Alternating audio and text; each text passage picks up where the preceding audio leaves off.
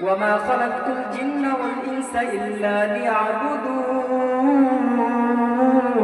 الله أكبر আল্লাহ তাআলা বলেন বান্দা দুনিয়ার জমিনে আমি জিন জাতিকে বানাইলাম মানুষ জাতিকে বানাইলাম মাত্র একটা নাম্বার কারণ দিয়ে বানাইলাম মানুষ দুনিয়ার জমিনে ইবাদত করবে এটা হচ্ছে মানুষের শর্ত এখন প্রশ্ন আছে কি দিয়ে ইবাদত করব আমরা ইবাদত তো করব কি ইবাদত করব কি দিয়ে করব পয়গম্বর হাদিসে পাকের মধ্যে বলেন বান্দা তোমরা আমার উম্মতের দল তোমরা শুনে নাও তোমরা দুনিয়ার আমরা তাকে ধিক্কার জানাই ডক্টর ইউনূস সাহেবকে বলতে চাই আপনি জেনে রাখেন আপনি আমাদের কিন্তু নির্বাচিত কোনো সরকার না আপনাকে মন চাইছে তাই আপনাকে বসানো হয়েছে ছাত্র সমাজের মনে হয়েছে তাই আপনাকে ছাত্র সমাজ বসাইছে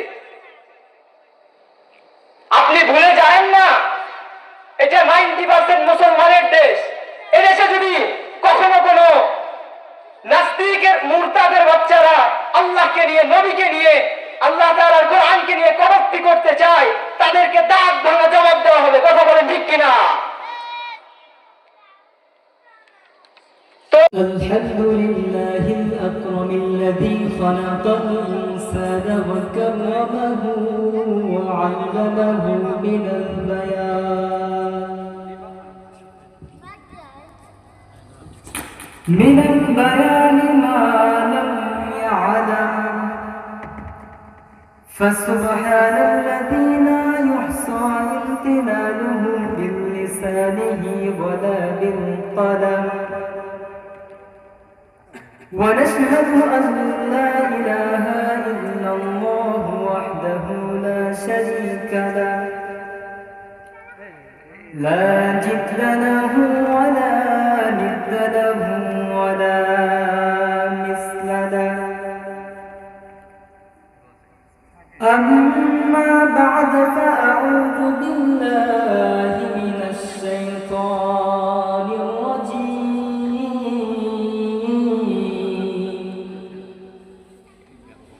بسم الله الرحمن الرحيم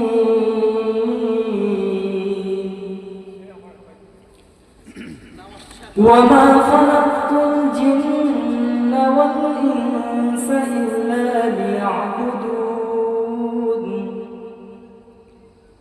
وقال نبينا وشفيعنا وحبيبنا صلى الله عليه وسلم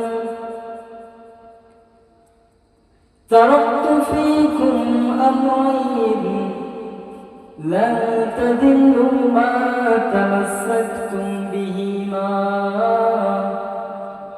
كتاب الله وسنة رسوله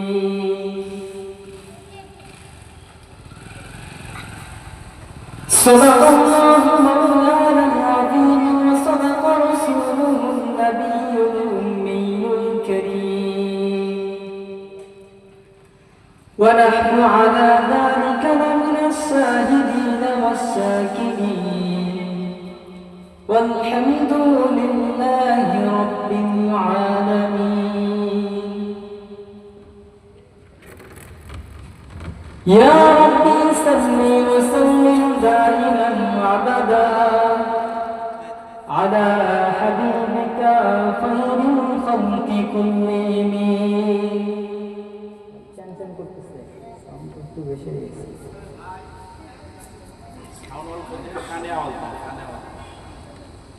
تكبير لك الإمام نماز وأذان تكبير لك الإمام نماز وأذان أي نام إلهي چلنا نام محمد أي نام إلهي چلنا نام محمد फरमाते हैं आदम का मुझे खुद तोरी में लिखा हुआ तू बाब में नाम मोहम्मद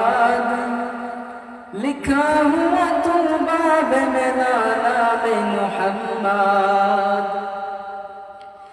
फरमाते हैं आदम का मुझे खुद तरी में लिखा हुआ तू बाब मिला नाम मुहम्मद। आई दीन में महबूब मतलूब का इशारा, आई दीन में महबूब मतलूब का इशारा, फिर क्यों न हो महबूब खुदा नाम मुहम्मद, फिर क्यों न हो महबूब खुदा नाम मुहम्मद। अल्हम्दुलिल्लाह मुअज़्ज़ज़ मुहतरम उद्दकार, आज 30 नवंबर 2025 रोज रविवार জামিয়া উমর ইবনে খাত্তাব রাদিয়াল্লাহু তাআলা মহিলা আনসারিয়া মাদ্রাসা ও ইয়াতিমখানার উদ্যোগে আয়োজিত ইসলামী মহাসম্মেলনের মুহতারাম সদরে জালাস, সম্মানিত সভাপতি সহ সভাপতি, প্রধান অতিথি, প্রধান মেহমান, প্রধান পৃষ্ঠপোষক, বরণ অতিথি, সম্মানিত অতিথি, বিশেষ অতিথিবৃন্দ সহ আজকের মাহফিলের প্রধান আকর্ষণ, প্রধান আলোচক, ভারত বাংলার আলোড়ন সৃষ্টিকারী, আল্লাহ তাআলার কুদরতে মাত্র 28 ইঞ্চি একজন মানুষ, সর্বনিম্ন স্বাভাবিকভাবে হইলে 5 ফুট হয়, সেখানে মাত্র 28 ইঞ্চির একজন মানুষ, আল্লাহ তাআলার কি কুদরত, জোরে বলুন সুবহানাল্লাহ। আমি আপনাদের সামনে কালামুল্লাহ শরীফ থেকে একখানা আয়াতে কারিমার অংশ তেলাওয়াত করেছি এবং রাসূলুল্লাহ সাল্লাল্লাহু আলাইহি ওয়াসাল্লামের অসংখ্য অগণিত হাদিসে পাকের মধ্য থেকে একখানা হাদিস তেলাওয়াত করেছি। আল্লাহ তাআলা আয়াতে কারিমার মধ্যে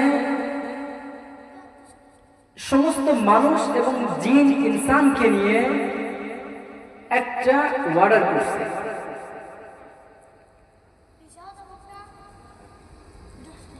বিসমিল্লাহির রহমানির রহিম, ওয়া মা খালাকতুল জিন্না ওয়াল ইনসা ইল্লা লিয়াবুদুন।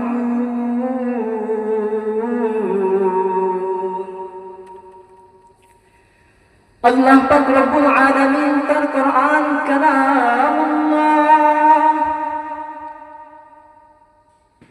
পবিত্র কোরআনুল কারীমের মধ্যে মালিক ডাক দিয়া বলেন, দুনিয়ার মানুষ তোমরা শুনে নাও, আমি আল্লাহ তাআলা দুনিয়ার জমিনে তোমাদেরকে পাঠাইছি, দুনিয়ার জমিনে তোমাদেরকে আমি আল্লাহ তাআলা বানাইছি, বিনা কারণে বানাই নাই। আমি আল্লাহ তাআলা তোমাদেরকে বানানোর পিছনে আমি আল্লাহর একটা উদ্দেশ্য আছে। আমরা দুনিয়ার জমিনে যখন মানুষ কেউ কাউকে খরিদ করে নিয়ে আসি, কামলা দেওয়ার জন্য নিয়ে আসি, তাকে আমরা একটা কাজের জন্য পারিশ্রমিক দিয়ে থাকি, বিনা কারণে কিন্তু কেউ কাউকে পারিশ্রমিক দেয় না। ঠিক আল্লাহ পাক রব্বুল আলামিন ডাক দিয়ে বলেন, দুনিয়ার মানুষ আমি আল্লাহ পাক রব্বুল আলামিন তোমাদেরকে এমন একটা জান্নাত দান করব, যেই জান্নাতের সর্বনিম্ন যেই জান্নাত এই পৃথিবীর 10 পৃথিবীর সমান। সুবহানাল্লাহ, জোরে বলুন সুবহানাল্লাহ। এরকম 10 দুনিয়ার সমান একটা জান্নাত আমি আপনাকে দিবে, তাও সর্বনিম্ন জান্নাত। তাহলে সর্বোচ্চ কত বড় হতে পারে বলেন? তো আল্লাহ তাআলা আয়াতে কারিমার মধ্যে বলেন,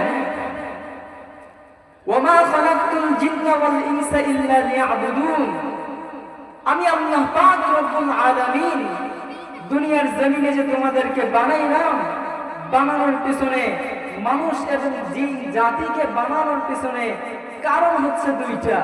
একটা হচ্ছে কারণ হচ্ছে মাত্র একটা, সেটা হচ্ছে আল্লাহ তাআলার ইবাদত করা, লিয়াবুদুন, ইবাদত করা। আল্লাহ তাআলা লিয়ারিফুন বলে নাই, আল্লাহ তাআলা বলেন ওয়ামা খালাকতুল জিন্না ওয়াল ইনসা ইল্লা লিয়াবুদুন।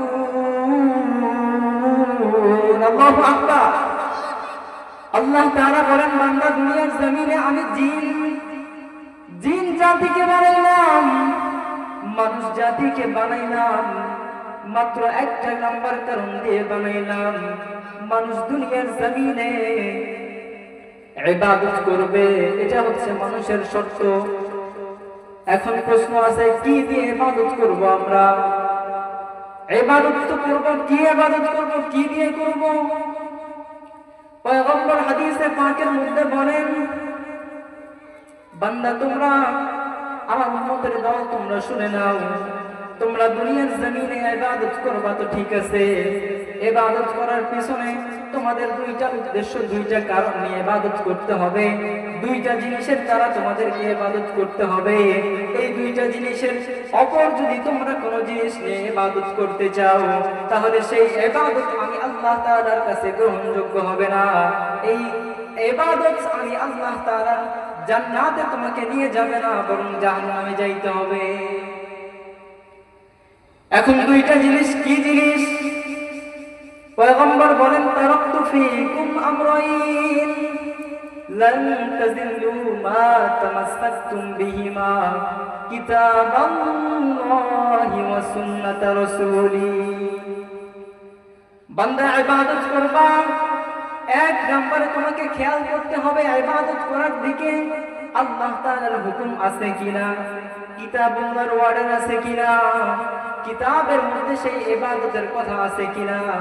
নাম্বার দ্বিতীয় আরেকটা বিষয় যেটা তোমাদের মাথার মধ্যে খেয়াল রাখতে হবে সেটা হচ্ছে তোমার আমার ইবাদতের মধ্যে রাসূলের সুন্নাত বা রাসূলের তরিকা আছে কিনা। রাসূলের সুন্নাত আর আল্লাহ তাআলার বিধান যদি কোন ইবাদতের মধ্যে হয় নিঃসন্দেহে ওই ইবাদত আপনাকে আমাকে জান্নাতের মধ্যে নিয়ে যাবে। আর যদি আমি আপনি রাসূলের ইবাদত বাদ দিয়া, রাসূলের হুকুম বাদ দিয়া, আল্লাহ তাআলার হুকুম বাদ দিয়া যদি আমরা দুনিয়ার জমিনে ইবাদত করি, এই ইবাদত দ্বারা জান্নাতে যাওয়ার কখনো কোনো সম্ভাবনা নাই। যে কারণে আল্লাহর পয়গম্বর হাদিসে পাকের মধ্যে আমাদেরকে এলান করে দিয়েছেন তোমরা ইবাদত করার সাথে ইবাদত করার সময় দুইটা জিনিসকে খেয়াল রাখতে হবে। একটা হলো কিতাবুল্লাহ, দুই নাম্বার হলো রাসূলুল্লাহর সুন্নাহ। এজন্য আমরা যে ইবাদতই করি না কেন আমার ইবাদতের মধ্যে রাসূলুল্লাহ সাল্লাল্লাহু আলাইহি ওয়াসাল্লামের সুন্নাত থাকতে হবে। আর নাম্বার 1 হলো আল্লাহ তাআলার অর্ডার আছে কি। আল্লাহ তাআলার অর্ডার যদি থাকে তো আমি সেই ইবাদত করব, আল্লাহর অর্ডার না থাকলে আমার ওই ইবাদত করার দ্বারা কোনো দাম হবে না। তো এখন আসে সাম্প্রদায়িক একটা বিষয়, বর্তমানে এটা একটা ন্যাশনাল কারণ হয়ে দাঁড়িয়ে গেছে। বাংলাদেশের এমন একটা পরিস্থিতি, যেই পরিস্থিতিতে আমরা জুলাইয়ের 36শে জুলাই 5 আগস্ট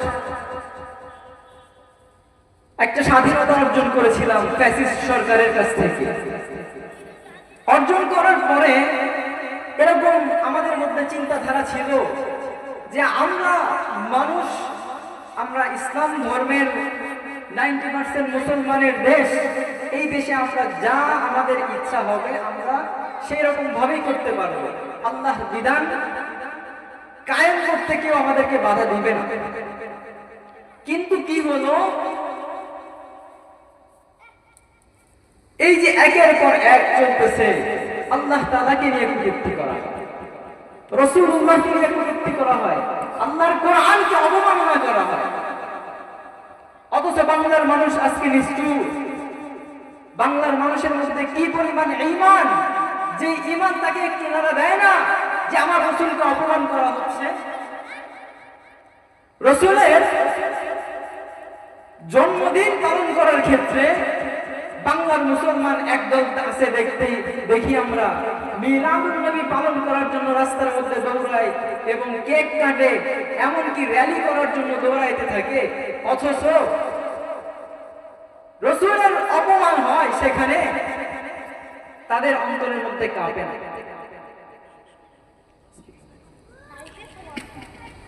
এই যে অল্প কয়েকদিন আগে বাউল নামের এক ফাউল, এই ফাউলের বাচ্চা বলে কুল আউযু বিরাব্বিন নাস, আল্লাহ বলে কয় নাস, আল্লাহ বলে নাসের কয়। আর এর পক্ষে আমাদের অনির্বাচিত একজন সরকার প্রধান উপদেষ্টা ডক্টর ইউনূস সাহেব প্রেস বিজ্ঞপ্তির মাধ্যমে বলেন যে যারা ওই বাউলকে আমার এক মুসলমান ভাই নাকি লাথি মেরে পুকুরে ফেলাইছে, তাদেরকে নাকি গ্রেফতার করার জন্য হুঁশিয়ারি দিয়ে দিছে, আদেশ দিয়ে দিছে, নির্দেশ দিয়ে দিছে। আমরা তাকে ধিক্কার জানাই। ডক্টর ইউনূস সাহেবকে বলতে চাই, আপনি জেনে রাখেন আপনি আমাদের কিন্তু নির্বাচিত কোনো সরকার না, আপনাকে মন চাইছে তাই আপনাকে বসানো হয়েছে, ছাত্র সমাজের মনে হয়েছে তাই আপনাকে ছাত্র সমাজ বসাইছে। আপনি ভুলে যান না এটা 90% মুসলমানের দেশ। এদেশে যদি কখনো কোনো নাস্তিকের মুরতাদের বাচ্চারা আল্লাহকে নিয়ে, নবীকে নিয়ে, আল্লাহ তাআলার কোরআনকে নিয়ে কটূক্তি করতে চায়, তাদেরকে দাঁত ভাঙা জবাব দেওয়া হবে। কথা বলেন ঠিক কিনা?